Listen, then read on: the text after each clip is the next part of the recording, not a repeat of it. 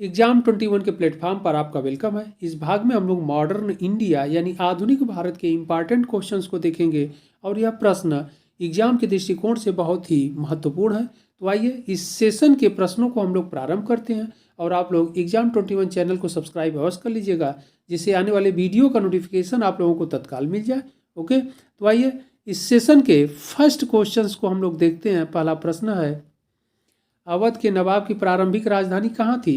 Option A Malihabad, option B Lucknow, option C Faizabad and option D Mahmudabad. इसका सही answer होगा सी फैजाबाद।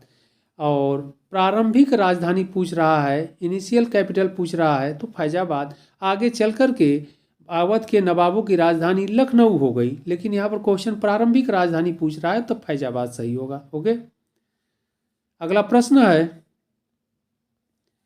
निम्न में से कौन 1857 ईस्वी के विद्रोह से संबंधित नहीं था? Option A Ashfaq Ullah Khan, option B Kunwar Singh, option C Maulvi Ahmadullah and option D Jhansi की रानी।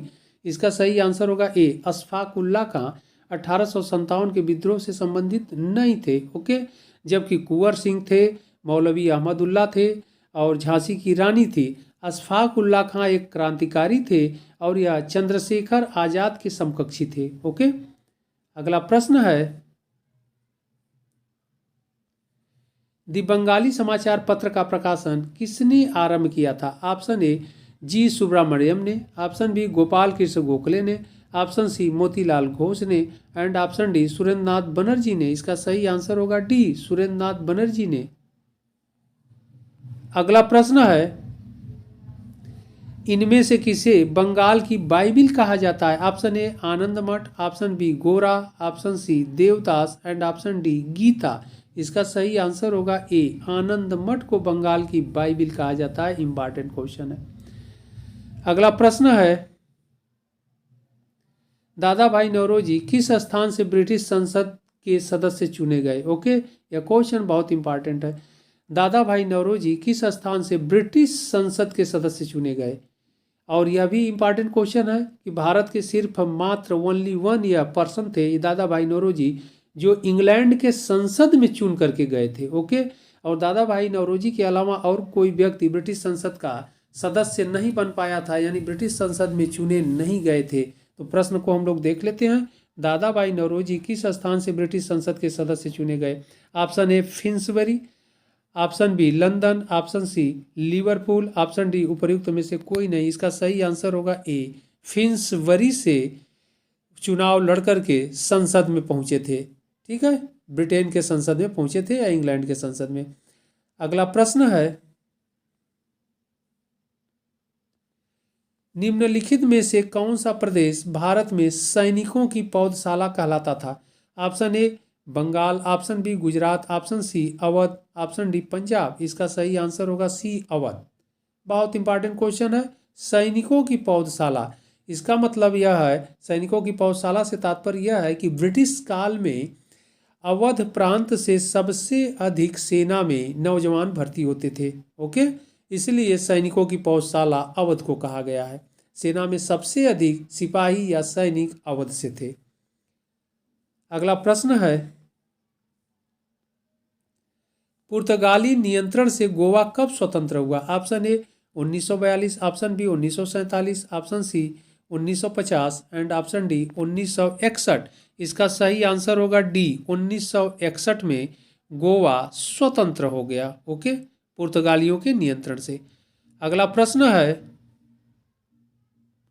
रेलवे बोर्ड का गठन कब हुआ? ऑप्शन ए 1905 में, ऑप्शन बी 1901 में, ऑप्शन सी 1910 में एंड ऑप्शन डी 1915 में। इसका सही आंसर होगा ए 1905 में रेलवे बोर्ड का गठन हुआ था और उस समय भारत के वायसराय लॉर्ड कर्जन थे। तो इंपॉर्टेंट क्वेश्चन है। ओके, अगला प्रश्न है, निम्न में से किस आंदोलन में वल्लभ भाई पटेल महत्वपूर्ण नेता के रूप में उभरे और सरदार की उपाधि से सम्मानित हुए? Option A Champaran Satyagraha, option B Dandi march, option C Bardoli Satyagraha and option D Bijolia Andolan. इसका सही आंसर होगा सी बारदौली सत्याग्रह में वल्लभ भाई पटेल महत्वपूर्ण नेता के रूप में उभरे और सरदार की उपाधि उन्हें इसी आंदोलन के दौरान प्रदान की गई और वह भी बारदौली की स्त्रियों के द्वारा, यानी महिलाओं ने पहली बार सरदार की उपाधि वल्लभ भाई पटेल को प्रदान की थी या दी थी। ओके, अगला प्रश्न है,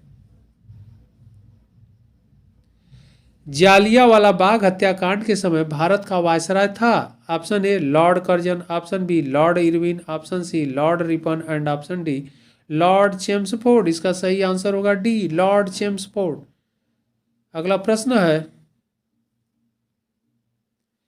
स्वराज पार्टी की स्थापना हुई थी? ऑप्शन ए 1921 ईस्वी में, ऑप्शन बी 1923 ईस्वी में, ऑप्शन सी 1924 ईस्वी में एंड ऑप्शन डी 1925 ईस्वी में। इसका सही आंसर होगा बी, 1923 ईस्वी में। अगला प्रश्न है, गांधी जी द्वारा दांडी यात्रा प्रारंभ की गई थी? ऑप्शन ए 26 जनवरी 1930 को, ऑप्शन बी 15 अगस्त 1930 को, ऑप्शन सी 12 मार्च 1930 को एंड ऑप्शन डी 12 अप्रैल 1930 को। इसका सही आंसर होगा सी, 12 मार्च 1930 को गांधी जी द्वारा दांडी यात्रा प्रारंभ की गई थी। ओके, अगला प्रश्न है, 1923 के विधान परिषद चुनाव में स्वराज पार्टी ने कहां पर बहुमत हासिल किया? Option A Bihar, option B Madhya Prant यानी central provinces, option C Madras, option D Punjab. Okay, इसका सही आंसर होगा बी, मध्य प्रांत में विधान परिषद चुनाव में स्वराज पार्टी बहुमत हासिल की थी। ओके, या हासिल किया मध्य प्रांत से यानी सेंट्रल प्रोविंसेस से। अगला प्रश्न है,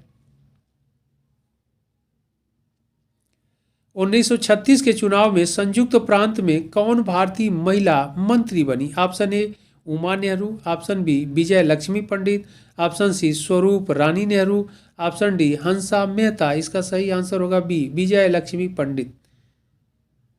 अगला प्रश्न है, लंदन में इंडियन सोसाइटी को प्रारंभ किया? इंपॉर्टेंट क्वेश्चन है, लंदन में इंडियन सोसाइटी को प्रारंभ किया? Option A Annie Besant, option B B G Tilak, option C M K Gandhi and option D Shyam ji Krishna Varma. इसका सही आंसर होगा डी, श्याम जी कृष्ण जी वर्मा लंदन में इंडियन सोसाइटी को प्रारंभ किए। ओके, अगला प्रश्न है, महात्मा गांधी की आत्मकथा मूल रूप में किस भाषा में लिखी गई थी? Option A Angrezi, option B Gujarati, option C Marathi and option D Hindi. इसका सही आंसर होगा बी, गुजराती में लिखे थे अपनी आत्मकथा मूल रूप से। ओके, अगला प्रश्न है, गांधी इरविन समझौता हुआ था? ऑप्शन ए 1929 ईस्वी में, ऑप्शन बी 1931 ईस्वी में, ऑप्शन सी 1933 ईस्वी में एंड ऑप्शन डी 1939 ईस्वी में। इसका सही आंसर होगा 1931 ईस्वी में गांधी इरविन पैक्ट यानी समझौता हुआ था। ओके, अगला प्रश्न है,